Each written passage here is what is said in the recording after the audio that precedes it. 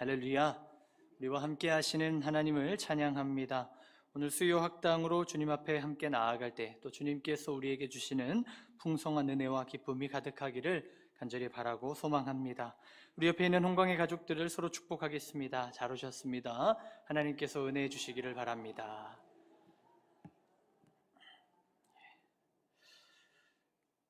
오늘 수요 학당 두 번째 시간, 오늘 제목은 나를 따르라입니다.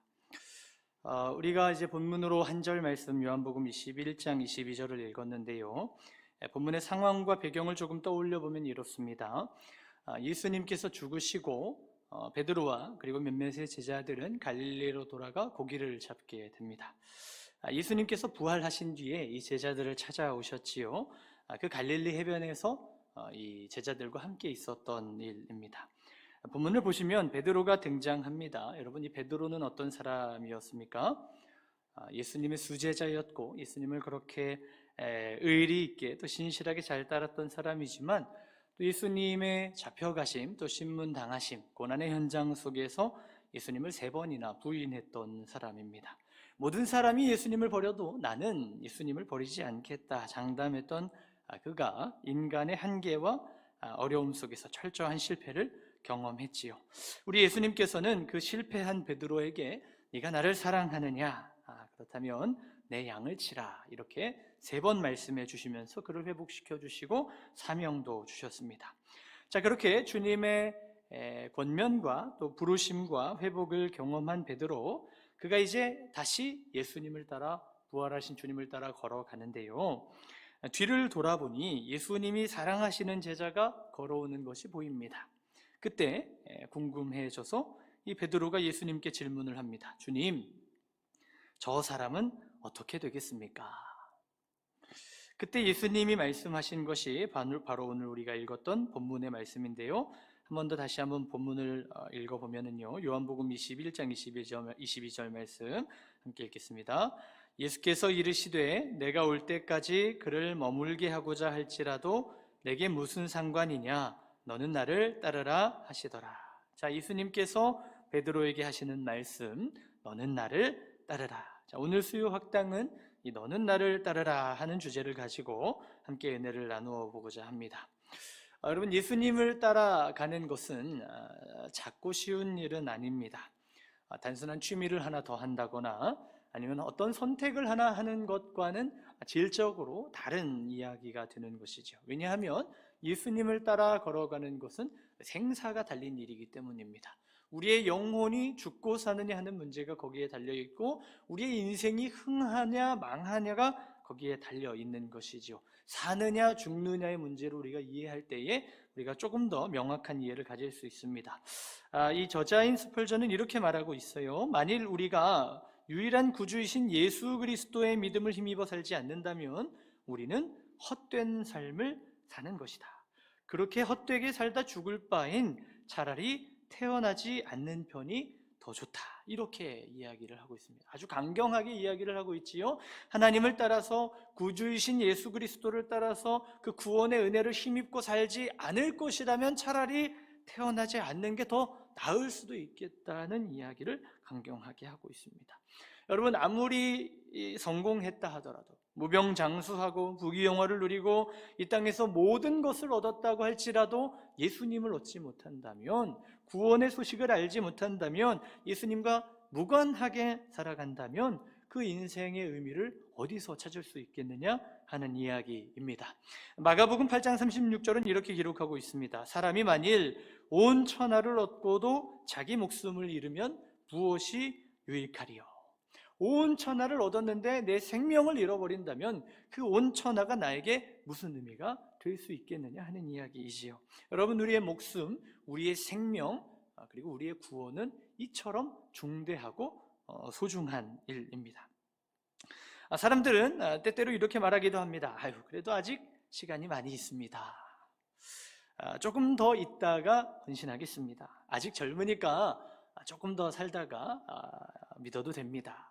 또 안 믿는 분들 중에는 이렇게 말하는 분들도 있지요. 일단 이렇게 살다가 죽기 직전에 얼른 믿고 천당이라도 좀 가보겠습니다. 이렇게 얘기를 하는 분들이 있습니다.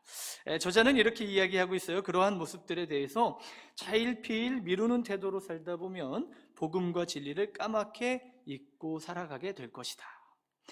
영혼에 대한 가치, 우리의 정말 이 인생과 생명에 대한 이 중요한 가치를 저 뒤로 밀어놓고 살다 보면 정말 중요한 때, 정말 필요할 때, 정말 아주 중대한 시점이 다가왔을 때 그때 돌아올 수 없게 되고 말 것이다 하는 이야기입니다. 여러분, 우리 인생에 있어서 정말 중요한 것이 무엇입니까? 한번 떠올려 보시기 바랍니다. 내 인생에 있어서 이것은 그 무엇보다 중요하다. 재산일까요? 명성일까요? 안전일까요? 저자의 비유 중에는 침몰하는 배에 대한 이야기가 있습니다. 우리가 배를 탔는데 그 배가 지금 침몰하고 있습니다. 그러면 여러분, 그 침몰하는 배 위에서 무엇이 중요하겠습니까? 가장 중요한 것이 무엇입니까? 우리의 목숨이죠. 우리의 생명이죠. 짐을 끌어안고 살겠다고 하는 것보다 짐을 버리고 배를 가볍게 하고 어떻게든 사는 것이 침몰하는 배에 탄 사람이 누구라도 할 수 있는 이야기입니다. 왜냐하면 내 생명이 가장 중요하기 때문입니다. 이처럼 예수님을 따르는 것, 제자의 길을 걸어간다는 것, 예수님과 함께 동행한다는 것은 우리의 생명과 직결되는 이야기다 하는 이야기입니다. 여러분에게는 예수님을 따른다는 것이 어떤 의미로 다가오십니까? 오늘 우리가 예수님을 따라 걸어가는 이 제자의 길은 내가 사는 길이구나, 내 생명이 건짐받는 길이구나, 사망에서 생명으로, 죽음에서 영생으로 가는 길이구나 하는 것을 가장 먼저 기억하면서 이 생명의 길에서 이탈하지 않고 믿음으로 나아가는 우리가 될 수 있기를 소망합니다. 이것이 바로 제자도의 시작입니다. 예수님을 따라 걸어가는 것은 내 생명을 구하는 길이다. 이것은 이 세상 그 무엇보다 중요한 우리의 영생과 목숨이 달린 이야기이다 하는 것이지요. 자, 이제 베드로가 예수님 사랑하시는 제자를 보면서 이야기를 합니다. 주님, 저 사람은 어떻게 되겠습니까? 여러분, 이 지점이 우리 신앙생활에서 굉장히 중요한 지점입니다. 우리의 시선이 주님에게서 사람을 향해 이동하는 그 시점 말이죠. 우리의 관심이 예수님에게서 사람으로 옮겨질 때, 우리의 마음이 주님에게서 다른 사람이나 나 자신으로 향해 가는 그 시점을 예리하게 관찰하고 발견하고 대비할 수 있다면 우리는 건강한 신앙생활을 할 수 있습니다. 그런 마음이 들 때가 있습니다. 왜 저 집사님은 저렇게 좋은 대우를 받는가? 나는 더 오래 섬겼는데. 왜 저 성도님은 사업이 잘 되고 나는 어려운 것인가? 나도 열심히 헌금하고 봉사를 하는데. 누군가와 우리의 신앙을, 누군가의 모습과 우리의 모습을 비교하는 순간 이것은 늪에 빠지는 일이 되고 맙니다. 덫이 되는 것이지요. 우리의 영혼을 삼키는 덫이 바로 거기에 있다 말할 수 있는 것입니다. 또 이런 경우도 있을 수 있습니다. 저 사람은 저렇게 신앙이 내가 보기에 썩 좋아 보이지 않는데 어떻게 교회를 다닌다고 말할 수 있는가? 이 누군가의 허물과 부족한 면을 보면서 내가 시험에 드는 것 또한 마찬가지 이야기입니다. 여러분, 이러한 생각들의 가장 중심에는, 그리고 중요한 지점에는 무엇이 있습니까? 우리의 시선이, 우리의 시야가 주님에게서 다른 것으로 옮겨가게 된다는 것입니다. 우리의 생각이 주님에게서 멀어지고 우리의 시선이 주님에게서 멀어지게 하는 것들을 우리는 경계해야 합니다. 저자는 이 부분에 대해서 이렇게 말합니다. 먼저 자신의 정원에 들어가 잡초를 제거하고 물을 주어 아름답게 가꾸어라.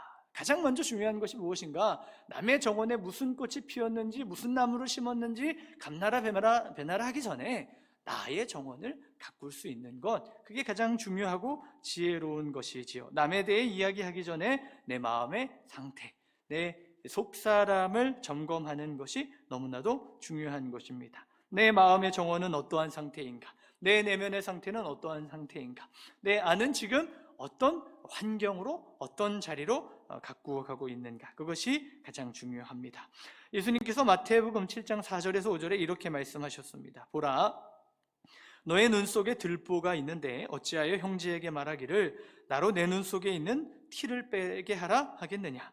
외식하는 자여, 먼저 내 눈 속에서 들보를 빼어라. 그 후에야 밝히 보고 형제의 눈 속에서 티를 빼리라.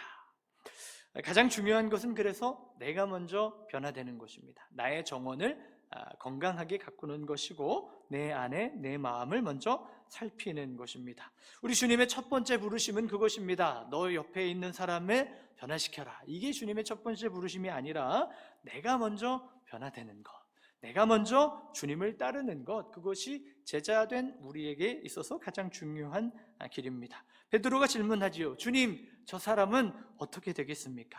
여기에 대해서 주님이 뭐라고 대답하십니까?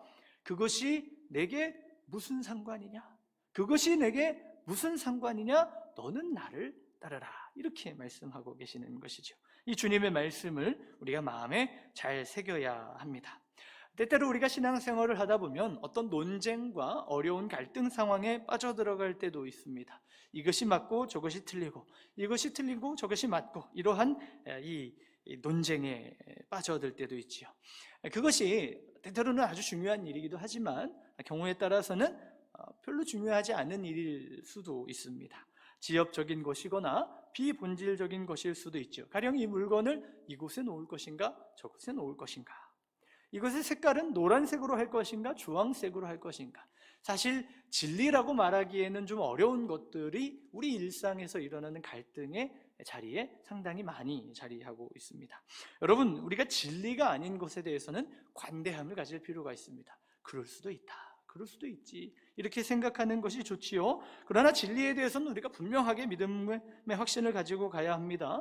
하나님 만드신 이 세상은 흙과 백으로만 이루어져 있지 않습니다. 우리가 입고 있는 이 옷 색깔만 보더라도 얼마나 다채롭고 다양하며, 우리의 표정과 인격만 보더라도 똑같은 사람 하나도 없이 이렇게 다양하게 되어 있지 않습니까? 하나님은 다채로운 분이시고 이 세상을 그렇게 아름답게 지으셨지요.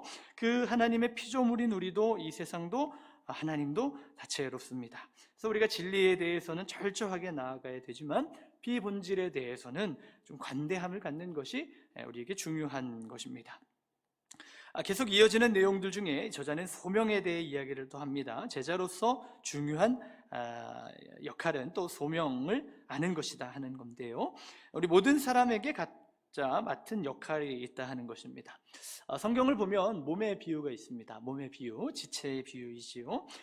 교회는 무엇인가? 예수님을 머리로 하고 그 몸의 지체가 된 것이 바로 교회이고 공동체이다.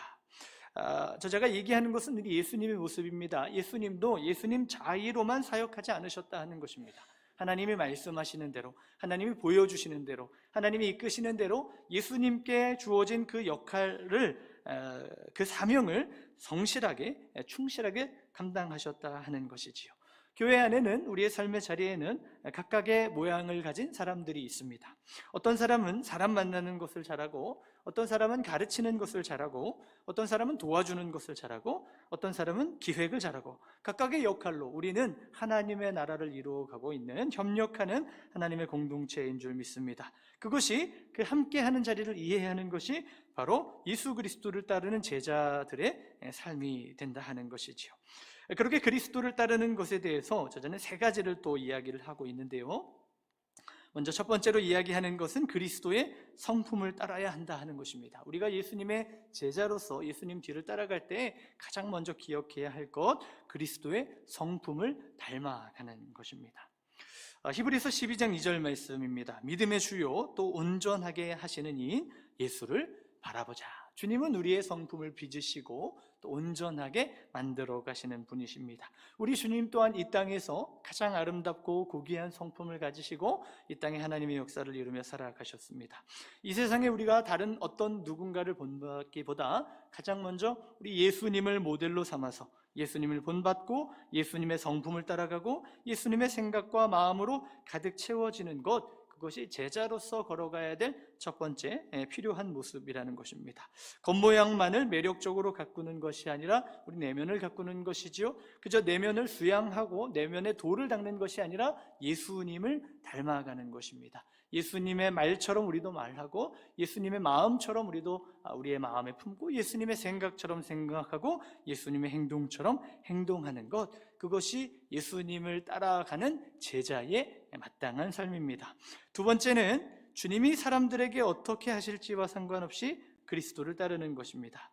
앞서 말씀드렸지만 베드로가 예수님께 질문한 것이지요. 이 사람은 어떻게 되겠습니까?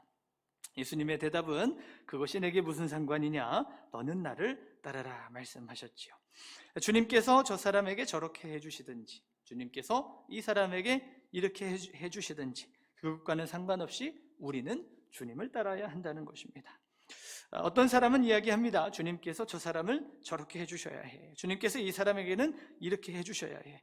하나님께서 누군가에게 주시는 것은 사실 하나님의 자의입니다. 우리가 판단할 부분은 사실 아니지요. 주님께 맡겨드리고 우리는 왜 저 사람 많이 주고 이 사람 적게 줬습니까? 하나님께 이렇게 따져 묻는 것이 아니라 너는 나를 따르라. 그 사람들은 그 사람들의 몫을 살게 하고 너는 나를 따르라. 주님 말씀하시는 것이지요. 3번입니다. 같은 이야기이긴 한데 타인의 인격과 상관없이 주님을 따르는 것입니다. 어떤 사람은 돈의 가치를 두고 어떤 사람은 정죄하는 모습을 보이기도 하고 어떤 사람은 경박해 보이기도 하고 어떤 사람은 자기 주장이 강해 보이기도 합니다. 우리 안에 불만과 불평이 일어날 때도 있지요. 주님, 이 교회는 이렇고 저 교회는 저렇습니다. 주님, 이 사람은 왜 이렇고 저 사람은 왜 저러는 것입니까? 이 지역은 이렇고 저 지역은 저렇습니다. 수많은 말과 이견이 있지만 가장 중요한 것, 가장 먼저 우리가 생각해야 될 것은 그럼에도 불구하고 우리는 주님을 따라야 한다는 것입니다. 이 사람이 이렇든 저 사람이 저렇든 하나님 왜 저 사람이 나한테 저렇게 행할까요? 하나님 너무하신 거 아닙니까? 이제 그렇게 물으면 이제 하나님 뭐라고 대답하신다고요? 너는 나를 따르라. 이렇게 대답을 하시는 겁니다. 주변 사람들이 어떤 모습으로 있을지라도 어떤 행동을 할지라도 심지어 어떤 인격을 갖고 있을지라도 거기에 시험 들거나 마음이 흔들리거나 낙심하지 말고 어찌되었든 나는 예수님만을 따라갑니다. 이 가치를 우리가 놓치지 않을 때 우리는 제자로서 그 주님의 뒤를 성실하게 또 충실하게 따라갈 수 있게 된다는 것입니다. 세상의 문제가 중요하지 않다는 이야기가 아니라 가장 먼저 우리가 주님을 따라가겠다는 그 시선과 마음과 중심을 놓치지 않고 걸어가야만 우리는 이 제자로서의 여정을 힘있게 또 흔들리지 않고 감당할 수 있게 되는 것입니다. 여러분, 오늘 우리는 이 저녁 갈릴리 해변에 서 있는 베드로를 봅니다. 그는 사실 실패한 사람이었습니다. 그러나 주님은 그를 사랑하셔서 회복시켜 주셨고 새로운 부르심을 허락하셨습니다. 새로운 부르심을 받은 베드로이지만 다시 뒤를 돌아보고 있습니다. 그는 예수님 사랑하시는 제자를 보면서 주님, 저 사람은 어떻게 되겠습니까? 자꾸 다른 사람을 향해 시선을 옮겨갑니다. 그것을 주님께서는 이 부드럽게 말씀하시면서 너는 나를 따르라. 예수님에게서 다른 사람에게로 흩어지는 그 시선을 예수님은 베드로의 그 시선을 다시 한번 주님을 향하게 하시면서 주님을 따라올 수 있도록 말씀하십니다. 사랑하는 여러분, 우리 인생에는 시선을 빼앗가는 것들이 참 많습니다. 한번 돌아보시면 이러저러한 일들이 우리의 마음을, 우리의 시선을, 우리의 생각을 얼마나 많이 빼앗아 가는지 모릅니다. 우리의 시선이 주님에게서 벗어나기 시작할수록, 우리의 마음이 주님에게서 떨어지기 시작할수록, 그리고 사람을 보고 문제를 보고 환경을 보고 거기에 시험에 들수록 우리는 신앙생활을 어렵게 하게 됩니다. 가장 단순한 지혜가 여기 있습니다. 우리의 시선을 주님께 고정하는 것입니다. 우리의 마음을 주님께, 우리의 마음의 중심을 주님께 두는 것입니다. 나는 이렇게 수고하는데, 나는 이렇게 봉사하는데, 나는 이렇게 헌신하는데 왜 나보다 못해 보이는 저 사람은 형통한 것인가? 왜 인정받는 것인가? 왜 나는 이런 것인가? 이러한 비교의 늪에 빠질 때 우리는 주님에게서 멀어질 수 있는 위험에 빠지게 됩니다. 사탄은 우리를 이 늪에 최대한 머물게 해서 마땅히 해야 할 하나님의 사역과 역사를 놓치게 만듭니다. 오늘 예수님의 제자된 길을 걸어가는 우리가 이 비교 의식에서 벗어나 누군가에게를 험담하는 것에서 벗어나 부정적인 이야기를 만들고 절망을 조장하는 것에서 벗어나 우리에게 맡겨주신 귀한 사명을 붙들고 나는 어찌되었든 예수님만 붙잡고 나아갑니다. 나는 어찌되었든 예수님 한 분만을 따라갑니다. 내 주변에서 천지가 뒤집어지고 벼락이 쳐도 나는 예수님 한 분만을 붙잡고 나아가겠습니다. 이 마음으로 우리가 제자의 길을 걸어갈 때 그 어떤 어려움 속에서도 우리는 꿋꿋하게 또 주님 주시는 능력으로 맡겨주신 사역과 삶의 자리를 힘있게 감당하는 우리의 삶이 될 수 있을 것입니다. 오늘 주님 말씀하십니다. 요한복음 21장 22절 말씀입니다. 내가 올 때까지 그를 머물게 하고자 할지라도 내게 무슨 상관이냐? 너는 나를 따르라. 아멘. 이 주님의 말씀을 우리의 마음에 새기고 우리에게 주어진 신앙의 길, 사명의 길, 제자의 길을 주님 한 분만 바라보며 믿음으로 걸어가는 저 우리 모든 성도님들 다 되실 수 있기를 간절히 바라고 기도합니다. 이 시간 함께 합심하여 기도하겠습니다. 주님, 우리가 베드로처럼 시선을 다른 사람에게, 다른 곳에 두고 비교하며 살아가지 않게 하여 주시옵소서. 나를 따르라 말씀하시는 주님을 바라보게 하시고, 주님 앞에서 우리에게 맡겨주신 그 귀한 사명 신실하게, 성실하게 감당하는 우리의 인생의 여정, 사명의 길 되게 하여 주시옵소서. 주님의께로부터 시선이 흔들리지 않게 하시고, 좌로나 우로나 치우치지 않게 하시고, 혼란한 세상 속에서도 주님만을 따라가는 제자 되게 하여 주시옵소서. 우리의 능력이 부족하니 성령 하나님 우리와 함께 하여 주셔서 제자된 삶, 주님의 의를 이루는 삶 살게 하여 주시옵소서. 우리 시간 주여 한번 부르고 합심하여 기도하며 나아가겠습니다. 주여, 하나님 감사합니다. 오늘도 주의 말씀을 통하여 우리의 모습과 우리의 삶의 자리를 돌아보게 하시니 감사를 드립니다. 베드로가 주님께로부터 시선을 떨어뜨리고 다른 것을 보았을 때에 그가 시험에 빠졌던 것들을 바라봅니다. 하나님, 우리가 베드로처럼 우리의 시선을 주님이 아닌 다른 곳에 두며 거기에 시험에 들고 비교하고 낙심하는 우리가 되지 않도록 주님 우리를 붙들어 주시고 인도하여 주시옵소서. 너는 나를 따르라 말씀하시는 그 주님의 부르심 앞에 서게 하시고, 우리를 사랑하셔서 우리를 이끌어 가시는 주님, 우리를 가장 아름답고 가장 적절하고 가장 존귀한 자리로 이끌어 가시는 주님을 붙잡고 험한 세상 속에서도 흔들리지 않는 믿음으로 살아가는 우리가 되게 하여 주시옵소서. 성령으로 충만케 하시고 믿음으로 살아낼 수 있도록 우리와 함께 하여 주시옵소서. 참 좋으신 주님 감사합니다. 우리에게 귀한 말씀 또 보게 하시니 감사합니다. 우리의 시선이 오직 주님을 향하게 하여 주셔서 이 세상 다른 어떤 것에 시선을, 우리의 마음을 빼앗기지 않도록 지켜주시고, 주님 한 분만을 바라보며 너는 나를 따르라 말씀하시는 주님의 음성을 따라 주님을 향해, 주님을 위해 주님과 함께 걸어가는 우리의 인생길 되어서 하나님의 거룩하고 아름다우신 뜻 이 땅에 이루어가는 복된 인생 되게 하여 주시옵소서. 주님의 제자로 살아가기를 간절히 소망하오며 예수님의 이름으로 기도드립니다. 아멘.